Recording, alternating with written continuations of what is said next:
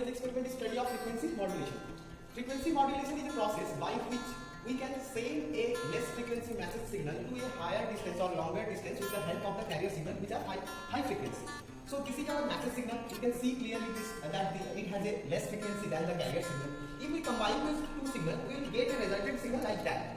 We can write it frequency modulated signal. In this resultant signal, when the message signal have the positive amplitude, it have a high frequency signal, and when it comes to a negative value, it have a less frequency. That means I have a signal which is actually vibrating with high or low frequency. Means whenever the message signal have the positive amplitude, it will gain a high frequency, and whenever it has negative amplitude, it have a less frequency. So if we expand the signal, it will look like, suppose this is our signal, it will look like this. Means at the starting point, the point is same, but at the end, the signal is actually expanding. Means suppose this is our starting point and this is our ending point. That means between this point, it has a minimum time period. Means here, if we calculate this period, we will get the P mean, and if we again calculate from this point to this point, we will get our maximum time period or P max. Our motto is to calculate the mean frequency, a mean time period of this signal. Means if we get the average of P max and P mean, we will calculate the middle line of the signal, and this is the signal from which it will actually vibrate. Means whenever it has a positive value, means the message signal has a positive value, that means the signal is at this line, and whenever it has a negative value, the signal is in this line. That's why it is vibrating, and we will get the resultant signal like this.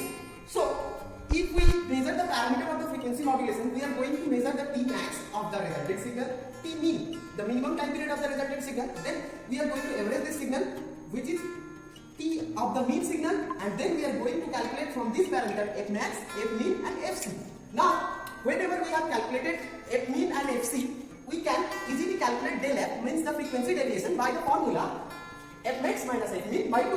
Whenever we have calculated del F, then we can get the modulation index of the frequency modulated signal, which is represented by MF by the ratio of del F and FC, and the bandwidth can be calculated by this formula 2 into del F. So this is our total observation theory. Okay, so first we have to, whenever we are going to do the experiment, first we will see the parameter of our message signal, which is the amplitude of the message signal and the frequency of the message signal. We are going to calculate the carrier signal's amplitude and frequency. Then we will observe this table. To explain this from the trainer kit. This is our frequency demodulation trainer kit. This is made of Vinitix, and the model number is CTFM.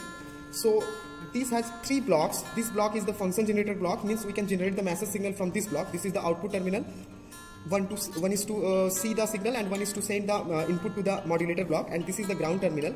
It has 2 variable knobs. First is to set the frequency, you can see here set frequency, and next is to set the amplitude of the message signal.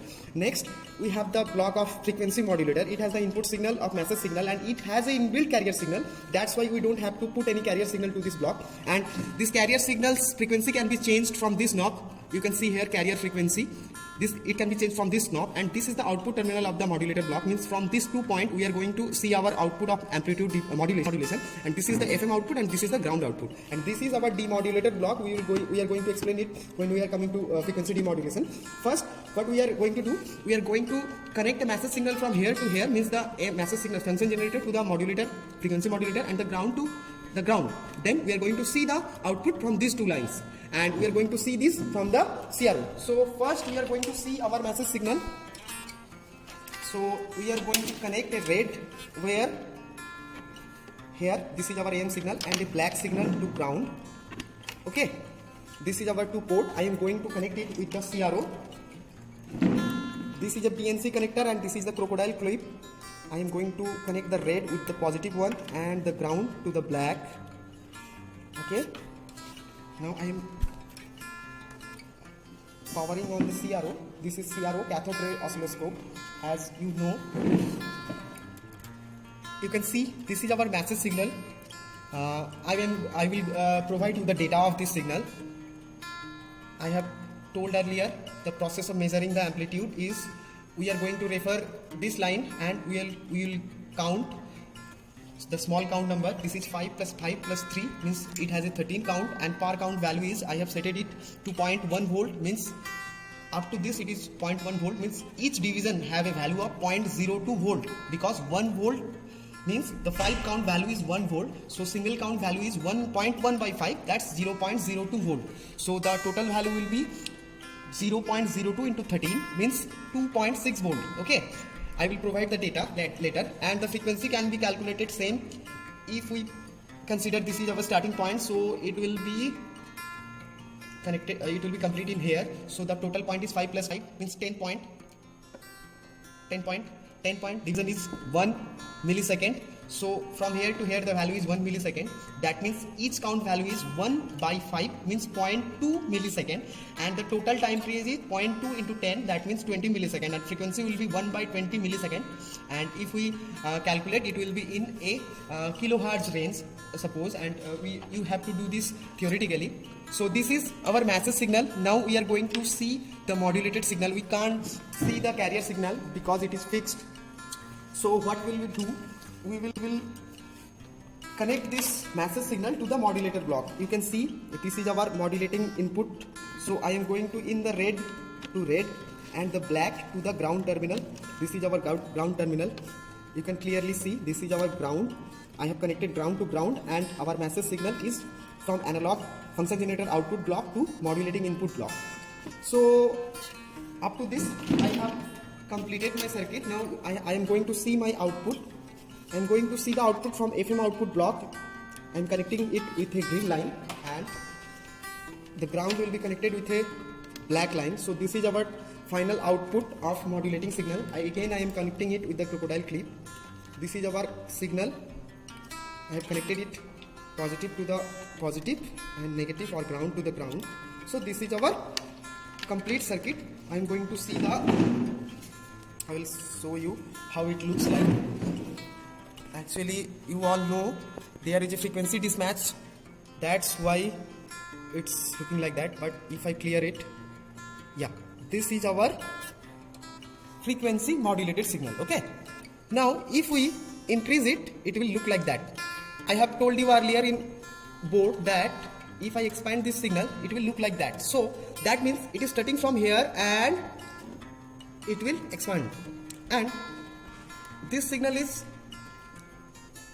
from this line, it is started from here, and the minimum time period is up to this, means 5 plus 5 plus 3, 8 count, and the maximum time period is 5 plus 5 plus 5 plus 2. That means first count is 13 for T minimum and T maximum is our 18. That means if we calculate it with the single count value, I have set it in 5 microsecond. That means from here to here means one block's value is 5 microsecond. Each count value is 5 microsecond by 5. That means 1 microsecond. So our T minimum will be 1 microsecond into 13. That means 13 microsecond. And T maximum will be 18 microsecond because it has a count of 18 and each count value is 1 microsecond. So our frequency deviation will be 15 minus 13 by 2. 15 plus 13 by 2. That means the average signal. Means the mean line will be situated at 18 plus 13. That means 31 by 2 means 15.5 approx. Okay, so I will provide it the data. I will provide it. This is our total modulated signal. Okay, just a second. I am calculating these two signal. First, we will calculate the message signal. I am connecting the crocodile clip to our red and the ground to the black, and this is our message signal. You can see this is our message signal. So I am going to calculate the parameter of this message signal. What I will do, I will connect it with a reference line. I am just going to adjust it. Remember one thing, if I change the terminal, the knob called voltage per division or time per division, the value of the axis will going to change, but the actual signal will not going to change. Do one thing, I am connecting with the reference line. Okay, so our volt per division is at 50 millivolt per division. That means from here to here one block's value is 50 millivolt. So volt per division is 50 millivolt. So one count value equals to 50 millivolt by 5, that means 10 millivolt. And we have total count is 5 plus 5 10 plus 5 15 20 and 25. 5 10 15 20 25. So total count value is 25. So our V peak to peak or amplitude, whatever you can say, it will be 10 millivolt into 25, that means 250 millivolt. Now the frequency can be calculated, right? Suppose I am setting this as a reference point and this will start it from here and up to here. So our count is 5 plus 5 10 15 then 4 means 19 counts. So in x-axis total count is 19. Okay, and I have set it, the time per division is at time per division is 0.5. This is our unit millisecond, 0.5 millisecond. So each count value or one count value will be 0.5 by 5 ms, that is 1 ms. Then if we calculate the frequency, if we calculate the time period will be 1 ms into 19, because it has a count value of 19. So total value will be 19 ms. So the frequency will be 1 by 19 ms. I am going to change it with second, that means 1 into 1000 by 19 second, that means this hertz, 1000 by 19 hertz. You have to calculate this value through the calculator. So this is our message signal. Now we are going to see our modulated signals. For modulated signal, we are going to connect the red to the message input and ground to the ground input again, and we will connect the crocodile clip to the modulator output. I have connected it with the ground. It will be connected with the green line and the ground will be connected with the ground. Connection diagram is so simple. We just have to connect the message signal to the modulating input and ground to the ground input, and we have to observe the output. This is our modulated signal. Okay, so I have not drawn the table, that's why I am going to just demonstrate the parameters.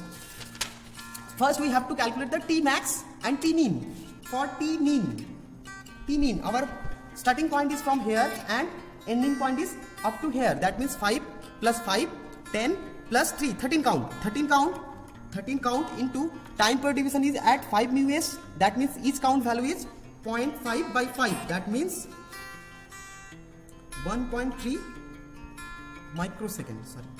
It is in ms, so the value will be in microsecond.